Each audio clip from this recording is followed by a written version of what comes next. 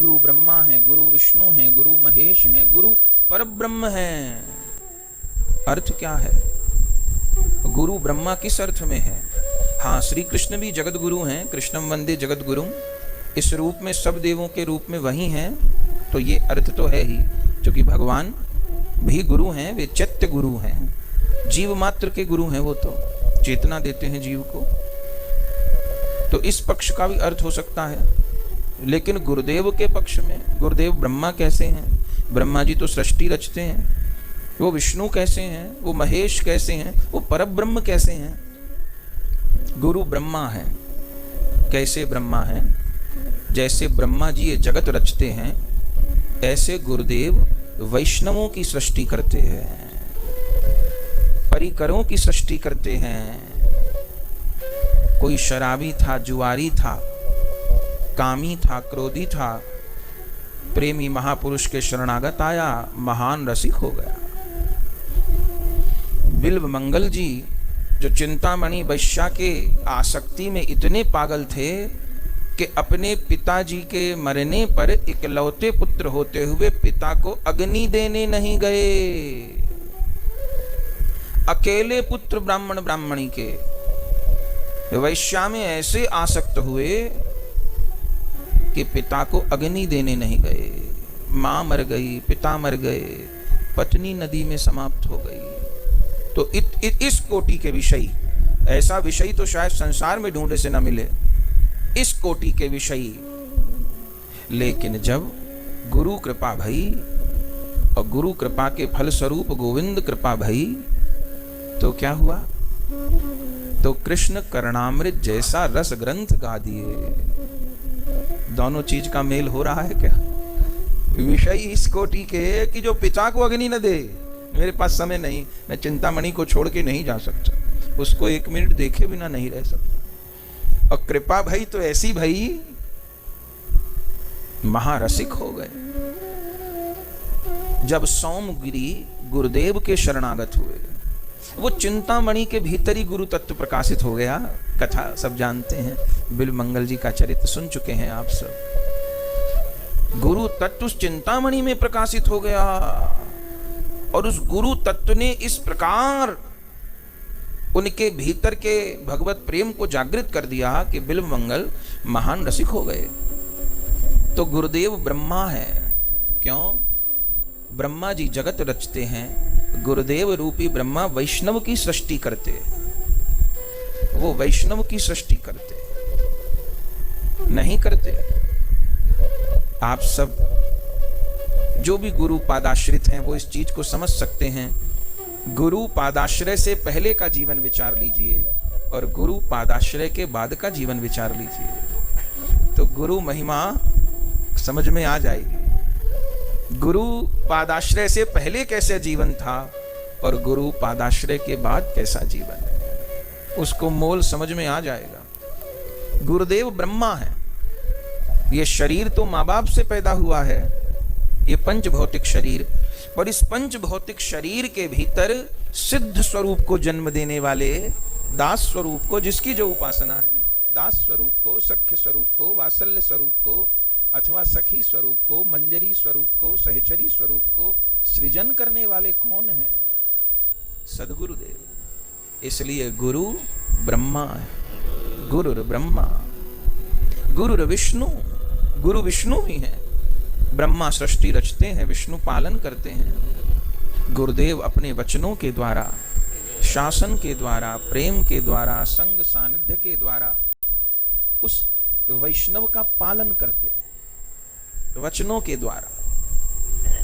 हर जीवन की कठिनाई में, साधना की मुश्किल में, जीवन की मुश्किल में गुरु वचन को स्मरण करिए, तुरंत समाधान प्राप्त होगा। गुरु विष्णु हैं, वो पालन करते हैं। ऐसा नहीं कि दीक्षा लिए न हम गुरु को जानते हैं न गुरु हमको जानते हैं, ऐसे नहीं बात बनती है। या बस साल में एक बार गुरु पूर्णिमा पर हो आते हैं, ये साधना है साहब। शिक्षा के बिना दीक्षा निर्जीव हो जाती है। आज दीक्षा सहज हो गई है, शिक्षा दुर्लभ हो गई है। आज दीक्षा बहुत सहज हो गई है, झटपट मिल जाती है, झटपट लेने वाला ले भी लेता है, लेकिन शिक्षा का बहुत अभाव, और शिक्षा के अभाव में वह वैष्णव जीवन भर महान अपराध करता रहता है, महान हानि करता रहता है।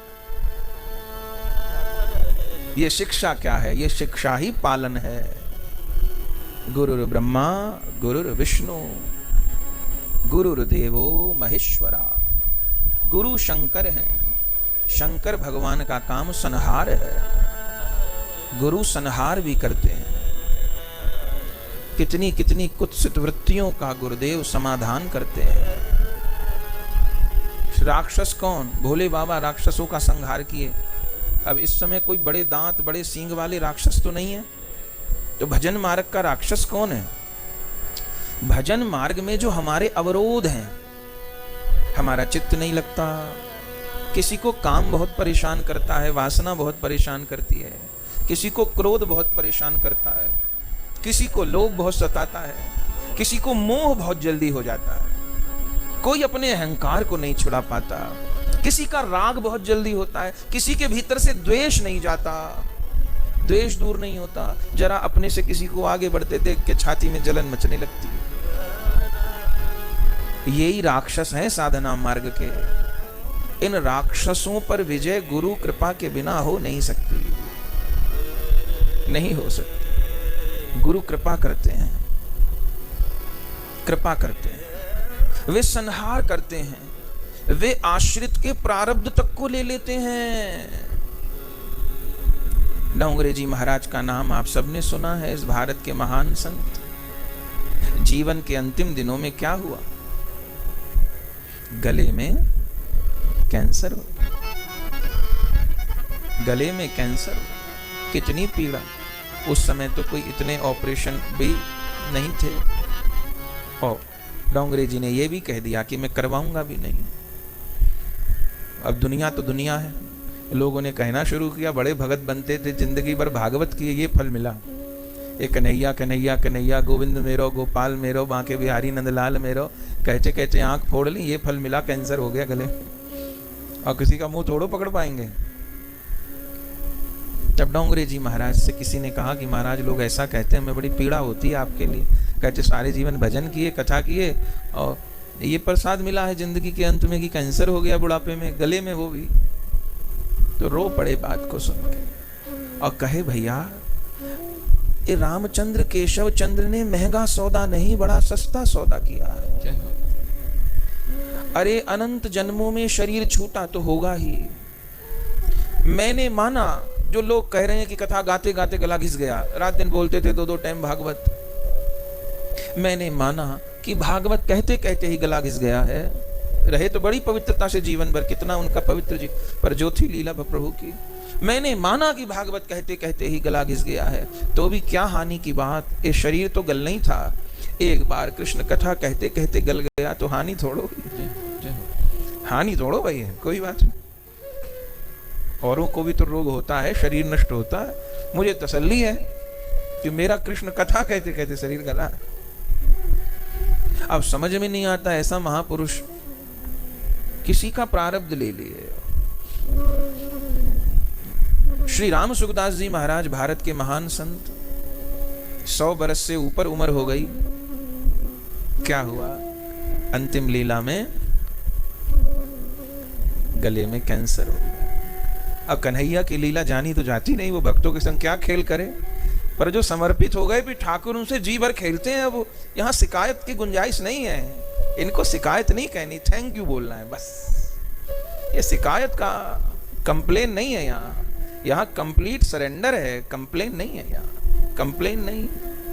जब तक कंप्लेन है तब तक प्रेम नहीं है, शिकायत नहीं, शुक्रिया शुक्रिया, कोई बात नहीं। जब समर्पित हो गए तो ठाकुर खेलेंगे जैसे खेलेंगे, उन्हें जीवन में स्वतंत्रता तो दें खेलने की। और श्यामा श्याम तो बिहारी जी हैं, वो खेल तो उनको प्रिय है, जैसे खेलें ठीक है। श्री हनुमान प्रसाद पोद्दार जी जैसे महापुरुष, पेट में कैंसर, तकलीफ नहीं हुई होगी क्या? अंतिम समय ऑपरेशन करवाए नहीं, क्योंकि उसमें वो कीमोथेरेपी होती है ना, कीमोथेरेपी बोलते हैं ना, तो उसमें वो जो बताया जाता है, उसमें नाग को मार के उसका विष बनता है दवाई में, तो वो विष होता है सांप का, तो वो चढ़ता है, उससे वो कैंसर का इलाज होता है। तो उनको पता चल गया कि तो जीव हिंसा होती है इस दवा में, तो ये कीमोथेरेपी नहीं होगी, तो वो नहीं कराए इलाज, बढ़ता चला गया। प्रारब्ध लिए थे अपने दामाद का, उनकी एक ही एक बेटी थी सावित्री फोगला, उनकी भी समाधि है गीता वाटिका में। अपने दामाद का प्रारब्ध ले लिए थे, वो ठीक हो गए थे, भाई जी को कैंसर हो गया था। अंतिम लीला जब हुई, डॉक्टर देखने आया तो थोड़ा थोड़ा बेहोश होने लग गए भाई जी उन दिनों। डॉक्टर आया तो जिस दिन शरीर छोड़ना है सब नवर, और तो कुछ पता था, आशा तो उतनी थी नहीं, कोई चमत्कार हो जाए महापुरुष का तो अलग बात है, पर बैठे थे, सब देख लिया कर लिया। तो जब डॉक्टर पहुंचा कमरे में तो मुस्कुरा रहे हैं और ऐसे उंगली बजा के गुनगुना रहे हैं, अभी शरीर छोड़ना है आधा एक घंटे बाद, ऐसे उंगली बजा के गुनगुना रहे, गा रहे हैं, अब मुस्कुरा रहे हैं। तो वो पहुंचा डॉक्टर देख के, ये को कहेगा कैंसर का रोगी है, 4th स्टेज का कैंसर, तो मुझे को पता है कितनी पीड़ा इस समय हो रही होगी। तो डॉक्टर आया, बोले कि भाई जी माथा चकरा गया उसको कि मैंने जीवन में ऐसा रोगी तो देखा नहीं कि इतनी मस्ती में वो ऐसी अवस्था में। तो सच सच बताओ आप कौन हो, सच सच बताओ, अब समय तो ज्यादा नहीं, आप हो कौन? तो बोले तो कुछ नहीं, फिर कहा ये आप ऐसे आनंद में, इस्माइल आपके मुख पे ये कैसे? तो इतना ही कहा कि डॉक्टर साहब ये रोग देह तक है, मेरे मन तक नहीं पहुंचा, मन तो श्यामा श्याम के चरणों में उलझा हुआ,